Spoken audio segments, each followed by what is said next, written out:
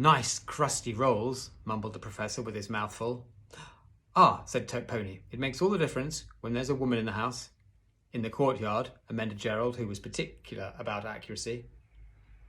How's everything in Schumann Street? Emil asked. All right, thanks. Grandma sends her special love, but she says if you don't come home soon, she'll make you eat fish every day here as punishment.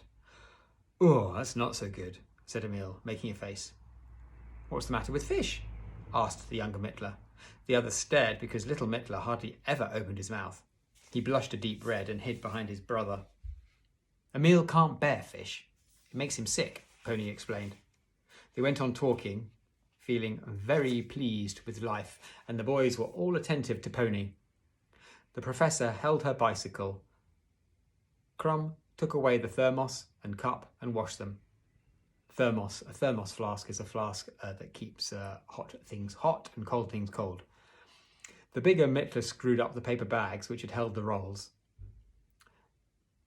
Emil fastened the basket on her handlebars again, and Gerald felt her tyres to make sure they were hard.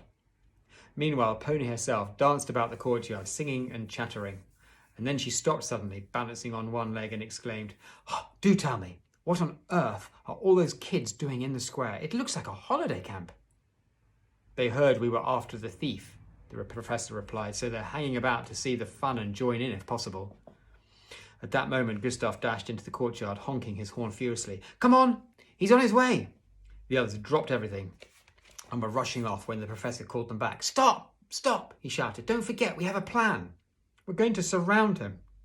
Some of you get in front, some keep close behind, and the rest crowd in on each side. Okay? There'll be further orders as necessary. Now, forward march." They pelted out through the archway into the square, and Pony was left alone in the yard, feeling rather forlorn, feeling rather sad. Then she jumped on her bicycle and rode after them, muttering, just like her grandmother, "I don't like it. I don't like it at all." The man in the bowler hat came out of the door of the hotel, strolled slowly down the steps to the street, and turned to the right.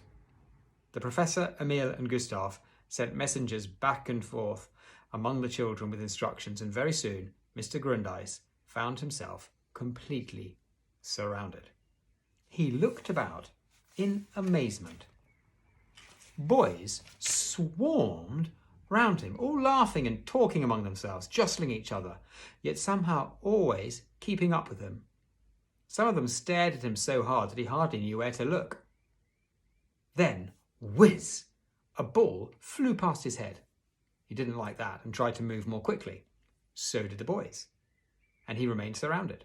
Then he tried to take them by surprise by turning abruptly to go down a side street. But he couldn't get through the mass of children which seemed to stream across his path whichever way he turned. "Look at his face," said Gustav. "It's stuck as though he was trying not to sneeze." "Keep in front of me," said Emil. "I don't want him to recognise me yet. The moment for that will come soon enough." Gustav threw out his chest and swaggered along like a prize fighter. Pony pedalled hard, keeping abreast of them and ringing her bell merrily.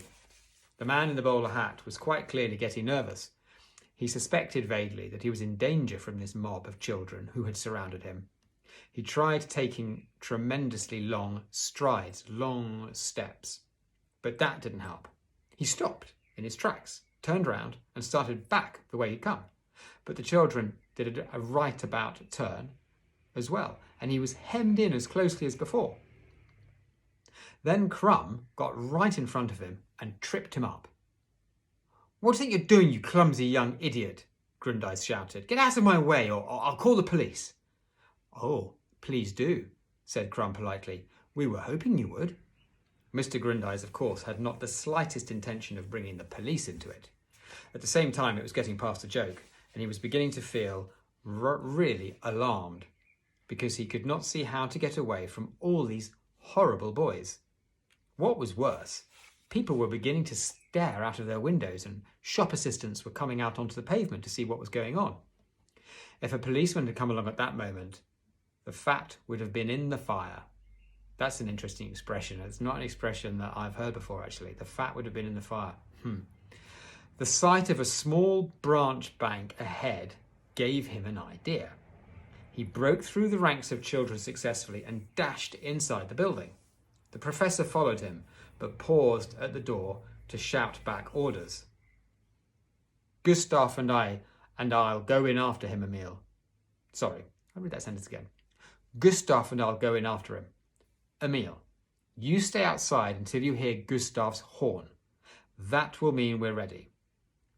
Come inside then and bring about 10 boys with you. Pick them carefully, Emil. It'll be a ticklish job, meaning a tricky job. Then he and Gustav pushed open the door and walked into the bank. Emil was so excited he could hardly breathe.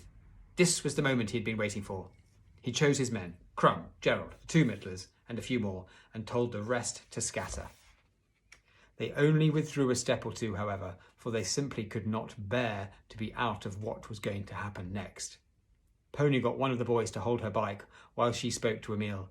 I'm still here, she said. Good luck. Things are getting pretty lively now, aren't they? Gosh, I'm so excited. I can't keep still. Same here, said Emil. And here is a picture of the bank. And underneath it says, the sight of a small branch bank ahead gave him an idea. The big banks have branches in all parts of the city where people with money can buy shares and those with accounts can cash checks. Sometimes messengers come in for change, and people also go there to exchange their money for that of other countries. Some people even go to the bank at night when there's no one there to attend to them. Then they just help themselves. That last one, I'm going to read that last bit again. He's Eric Kastner's being a bit witty there. So he talks about all the different reasons people go to a bank, legitimate reasons, reasons that you and I would go to a bank. And then he says, some people even go to the bank at night when there is no one there to attend to them. Then they just help themselves. What he's referring to there is bank robbers. Okay. All right. Chapter 14. Saved by a pinprick. Inside the bank, Gustav and the professor saw the man with the bowler hat standing at the counter in a frantic hurry to be attended to. But the cashier, the person working in the bank, was talking on the telephone. The professor edged quietly up beside the thief, watching him like a lynx, watching him very closely. Gustav stood just behind him with his hand on the horn in his trouser pocket. When at last the cashier came over to the counter, he asked the professor what he wanted. This gentleman was before me, the professor pointed out politely. And what can I do for you? The cashier asked Mr. Grundyce. I want some change, please, the thief replied. Will you give me pound notes for this $5? I've just got to stop there because my front doorbell's gone.